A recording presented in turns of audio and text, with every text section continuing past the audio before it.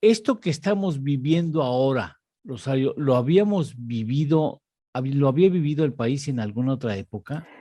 Mira, a este nivel no. O No, sea, sí habíamos tenido niveles de riesgo. De hecho, cuando el avión de Juan Camilo Mourinho, por ejemplo, ya. ese sexenio fue particularmente complicado porque sí había falta de personal, había fatiga, había muchas cosas en el control de tránsito aéreo. Esa fue una de las causas contribuyentes al tema del avión que pues terminó con la vida de Juan Camilo Mourinho. Pero digamos que era, si te lo pongo del 1 al 10, estábamos en 5 y ahorita estamos llegando al 9, ¿no? O sea, la Ujú. verdad es que sí, ya es un problema complejo. Estaba escuchando la opinión de Paco Garfias acerca de Sí. Víctor Hernández, que como un chivo expiatorio, no lo es, no es un chivo expiatorio. O sea, Víctor Hernández fue el principal factor contribuyente a esta crisis que tenemos. Eh, Supongo que son varios los factores que sí, intervienen, que se conjugan. ¿Cuáles son los principales? mira, uno, yo creo que atinadamente lo dice Paco, o sea, esa decisión para cancelar lo que era la obra de Texcoco y esos recursos que se perdieron y otros que vamos a estar pagando durante los próximos 20 años, eso es algo que nadie ha dicho. Eso se van a pagar con la tarifa de uso aeroportuario, TUAS, del Aeropuerto Internacional de la Ciudad de México. Con esta decisión de quitarle pasajeros y operaciones a la ICM, vamos a estresar mucho más las finanzas de la ICM porque todo el pago que está comprometido durante 20 años de esos bonos que no se usaron para hacer Texcoco, tienen que salir del TUA de la ICM.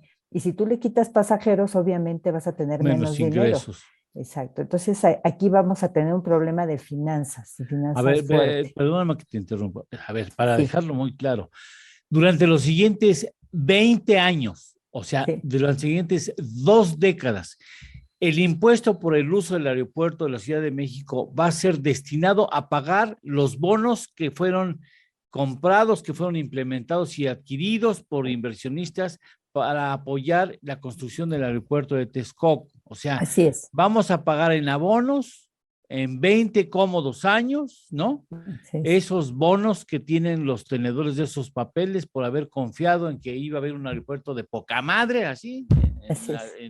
en la Ciudad de México, que sería uno de los hubs más importantes en el mundo, según entiendo.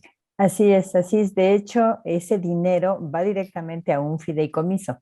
Sí, Ujú. es un fideicomiso que se llama MEXCAT y que se hizo justo cuando se toman la decisión de cancelar Texcoco. El entonces secretario de Comunicaciones, que era don Javier Jiménez Espriu, él y el subsecretario en ese momento, bueno, sigue siendo subsecretario de Hacienda, Gabriel Llorio, anuncian al Grupo Aeropuerto de la Ciudad de México la negociación que se dio con los bonistas para pues pagar ese dinero que no se usó. Bueno, sí se usó, pero no terminó. Perdimos. Perdimos, O exactamente. sea, ¿en cuánto habrá, en cuánto iba el ejercicio del presupuesto del aeropuerto de Texcoco cuando se cancela por el entonces presidente electo? Sí, mira, más o menos ya se habían gastado, Es cerca de digamos la que mitad, estaba. ¿no? Sí, dentro del, digamos, ya en los cimientos y todo Sí. esto, ya iban pues prácticamente un 40% del presupuesto Padre. y también hay que tomar en cuenta otras obras que se hicieron alrededor, ¿no? Eso Sí. nunca se ha contabilizado.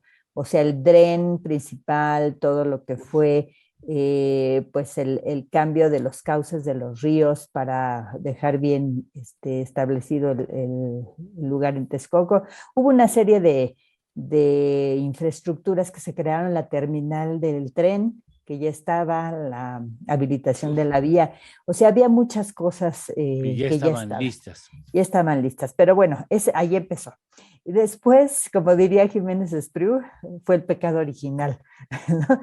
Y de ahí se desprenden varias cosas. Empieza el aeropuerto del Felipe Ángeles, empiezan a construirlo, pero entonces había que acompañar esto con un estudio que avalara que era posible pues tener la compatibilidad en el espacio aéreo de ambos aeropuertos. Porque están muy cercanos, digamos, las aproximaciones de las líneas aéreas que están volando pueden llegar a interferirse porque están muy cerca ambos aeropuertos, ¿no? Y Entiendo. sobre todo, mira, tenemos un tema, porque siempre dicen, ¿y por qué en Nueva York hay 3 aeropuertos y pueden convivir? Claro, pero en Nueva York no tienes al Popocatépetl, al Ajusco, a la Sierra de Guadalupe, ¿no?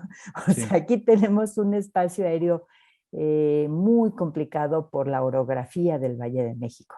Okay. Entonces, obviamente se requería tener la opinión de un experto. Mitre, como recordarás, no avaló esta interacción, dijo que no, vaya, que no iba a ser buena en el largo plazo.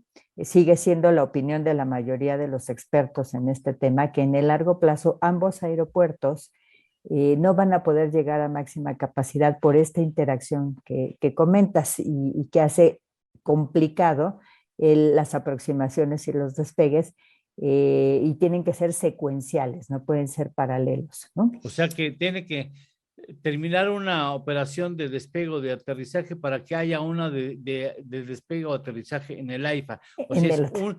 uno por uno, no pueden ser los dos trabajando al mismo tiempo. Así es, exactamente. Esa fue la opinión de Mitre y es la opinión de la mayoría. Sí, a Eh, ver, perdóname que te vuelvo a sí. interrumpir. Si obligan a las líneas aéreas a tener más operación en el AIFA, ¿no se va a complicar mucho el asunto del tránsito aéreo? Mira, el asunto es que a máxima capacidad de ambos, de lo que las pistas de ambos aeropuertos le darían de por sí a cada aeropuerto, no sería posible lograrlo en el futuro. Ya. Sí pueden convivir, han convivido toda la vida. El asunto es que justo el control de tránsito aéreo tiene que hacer secuencia de operaciones. No pueden estar operando al mismo tiempo, simultáneamente, de forma, se llama aproximaciones simultáneas independientes, ¿sí? Uh-huh. Bueno, no van a poder hacer eso a su máxima capacidad. A una capacidad restringida sí se puede, porque bueno, pues puedes tener ahí ese control. Ahora bien, ¿cuál fue la promesa de Víctor Hernández como director? Dijo, yo tengo la solución en las manos, yo trabajé en la OASI, como efectivamente ocurrió. Lo que nunca dijo es que, bueno, él era oficinista de la UASI, no era el técnico, ¿no? Pero Sí, bueno, sí, sí. y él, Pequeño detalle. pequeño detalle, ¿no? Entonces dijo, sí se puede, hay un mecanismo que se llama PBN, que en realidad sí es un procedimiento que se usa, una herramienta que se usa, pero se usa para navegar precisamente. No fue útil para este propósito. Trajeron a NatBlue, que es una empresa francesa subsidiaria de Airbus, y que, bueno, de alguna manera la pusieron a competir, entre comillas, con Mitre, aunque tiene mucho menos tiempo, experiencia, prestigio que Mitre. Pero bueno, ellos vinieron, trabajaron. Como toda empresa extranjera, siempre se tiene que trabajar con la gente que está operando en el lugar, es Sí. decir, los controladores de CENEAM. ¿Qué ocurrió? Aquí hubo un problema grave que los mismos técnicos de Now Blue dijeron, ahora sí que, para decirlo rápido, sotoboche, porque no lo podían Sí, sí, externar sí. en público, les cambiaban a la gente que sabía, porque Víctor entró en confrontación directa con el sindicato más importante de controladores, los más experimentados, los de más edad, los desplazó por este problema que empezaron a tener, y entonces pues no fue posible darle el mejor enfoque a este estudio, Y bueno, ellos cumplieron su tarea, dejaron su chamba y se fueron a su país. Y nosotros nos quedamos con el problema acá. ¿Qué pasó en el camino? Hicieron un rediseño del espacio aéreo que teníamos para las entradas y salidas del Aeropuerto Internacional de la Ciudad de México, que además ha causado mucha polémica porque como cambiaron las rutas de aproximación, el ruido se desplazó, se hizo, digamos, el ámbito de ruido se amplió.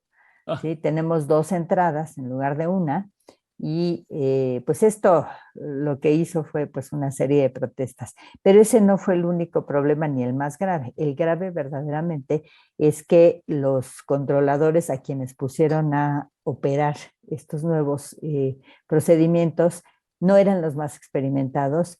En esto entiendo, también entró la pandemia, hubo muchos problemas, muchos factores que contribuyeron, pero uno de los más importantes es que este nuevo grupo le faltaba la suficiente capacitación, dicho por ellos mismos, o sea, no tuvieron capacitación suficiente in situ para poder operar estos nuevos procedimientos, lo que dio por consecuencia lo que apunta la Federación de Asociaciones de Pilotos de Líneas Aéreas y la Asociación de Transporte Aéreo Internacional. Es decir, empezó a multiplicarse el número de vuelos que tuvieron que estar en patrón de espera, digamos, fuera, sobre Querétaro, sobre sí. Veracruz, sobre otros aeropuertos. Esto lo que provoca obviamente es más gasto de combustible, demoras, problemas para los pasajeros, ¿no? Porque si en lugar de llegar a tu aeropuerto de destino, te bajan en Veracruz, te dejan 2 horas en el avión y después tienes que venir a la Ciudad de México, la verdad es que eso fue lo que fue creando este ambiente de hartazgo, ¿no? El mismo senador Monreal, el domingo estaba muy enojado porque decía, es que a mí eso me ha pasado 3 veces, ¿no? En una la demora fue de 4 horas y en el otro de Uf, 7, ¿no? o Entonces, si, las demoras van a seguir, tú anticipas que pudiera seguir las demoras, porque dicen que incluso están aterrizando ya con poco combustible, porque están dando exacto, vueltas como... por el patrón de espera. Justamente eso fue lo que empezó ya a ser, pues, un problema, y las cartas de las que te hablo justamente van en ese sentido, van en el sentido de, oigan, esto está pasando y además los incidentes se están multiplicando y los controladores no están manejando adecuadamente la fraseología de la Organización de Aviación Civil Internacional. Entonces, lo que sucedió a partir de este jueves es que, digamos que hizo crisis, ¿no? A partir de estas dos cartas, donde ya se habla de incidentes específicos que tiene documentados la IATA, y que CENIAM siempre negó. Víctor Hernández siempre dijo, aquí no hay ningún reporte, no hay problemas, son rumores, es la prensa, etcétera, ¿no? Lo que ya sabemos. Entonces, con las cartas ya oficiales de organismos internacionales, el sábado en la mañana empezó a haber ya pláticas con el subsecretario Jiménez Pons para hacerle frente a este problema. Ya se puso en la mesa que los incidentes pues estaban documentados, eran una realidad y que tenían que entrarle. Eh, Todavía Víctor participa en esta reunión y niega que haya problemas. Ahí esto me lo platicó, me lo confirmó el mismo subsecretario. Él me dijo, bueno, yo creo que eso ahí fue donde definitivamente ya se quedó claro, ¿no? Que había este problema grave y una negación absoluta. Entonces, en la noche se da este incidente que se puede considerar grave con un avión que estaba manteniendo en la cabecera de la pista y esperaba instrucciones para despegar, en tanto que llega otro avión de la misma compañía, de Volaris, que tiene permiso para aterrizar en la misma pista. Entonces, esto fue grabado. Sí, lo grabó otro piloto, ¿eh? O sea, Otro está piloto, grabado, está grabado la cabina. la cabina de un avión que estaba esperando entrar en pista para despegar. Así es, y además no solamente graba pues casi colisión, sino graba lo que está ocurriendo en la frecuencia, Sí. ¿no? Y además Con el todo dice, qué controlador. poca madre, dice, qué poca madre. Sí, O sea, dice, no, pues sí, imagínate para ellos el decir, ¿en manos no, de quién está nuestra vida? así es. O sea, la verdad es que eso fue lo que precipitó todo. Ahora, ¿esto de qué te habla? Yo no le echaría la culpa al controlador, así decir, este idiota, no. O sea, hay un sistema, hay un problema. En aviación jamás se habla de culpables, se habla de sistemas que están operando de manera errónea y que hay que analizar incidente por incidente para ver dónde están las fallas ¿Dónde están y las remediarlas. constantes? ¿Dónde están Exacto. las constantes que, bueno, a ver, ya por último, dime, ¿qué pronóstico le das a esta crisis? Mira, por lo pronto, pues ya se fue un factor que era muy importante en el problema, que era el director de CENEAM. El que sigue va a tener, mira, va a tener que hacer varias cosas. Una va a ser lo que empezó a suceder el sábado, que es invitar a la mesa a los controladores, ¿sí? A los trabajadores.